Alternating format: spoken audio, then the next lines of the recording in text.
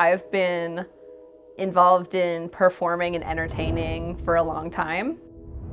I didn't stumble into circus until my freshman year of college. We went to this house out in the middle of Mesa, and there were a ton of people trying and showing off tons of circus arts. Juggling, fire spinning, fire breathing, and the aerial silks was the one that caught my eye. And I just stared at the guy doing it long enough that he came down and said, "Hey, do you want me to show you how to do something?" And I, of course, was just, "Yes, please. I would like to try that very much."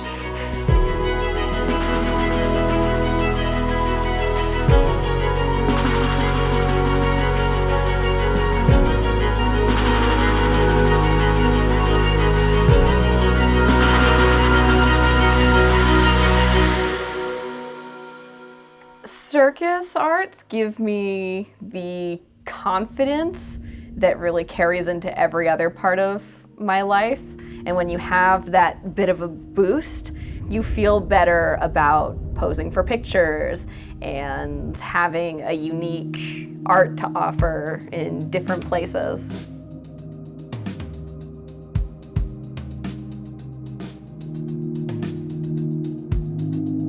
I first got into cosplay through conventions first. My first comic convention was Phoenix Comic Con 2009.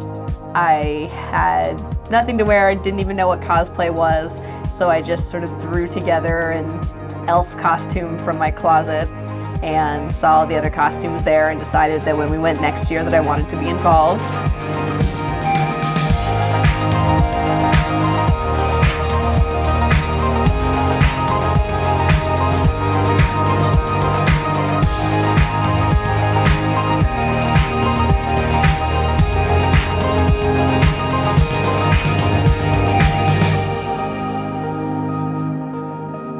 One of my favorite con memories is Fan Fest last year when I was a dark side version of Ray. And this tiny little Ray, who had to have been 4, 5 years old, tops, came running up to me from across the vendor hall, just wanting to give me this giant hug despite the fact that I was all vilified and scary. It's moments like that where you realize, okay, it's fun to dress up and it's fun to be a celebrity for a day, but it's even more fun to just make other people have a good time too.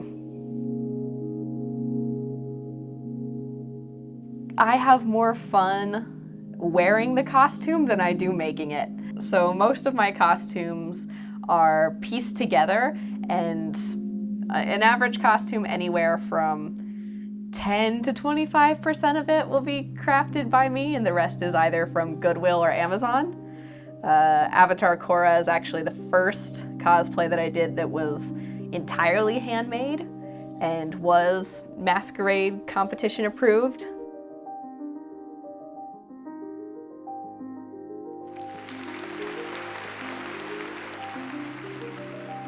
My favorite part of cosplaying, I think, is getting to make other people smile and getting to be part of activities that brighten other people's day.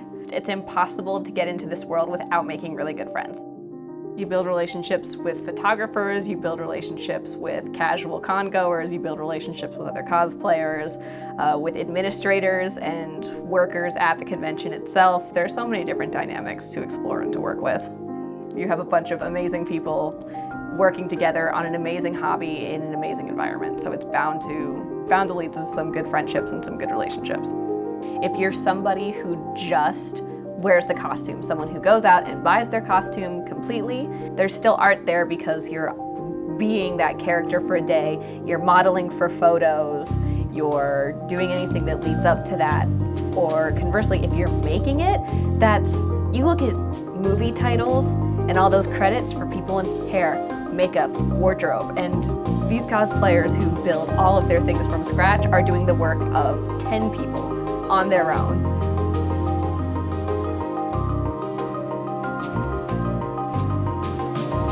Anyone who wants to cosplay should cosplay because there's no wrong way to do it.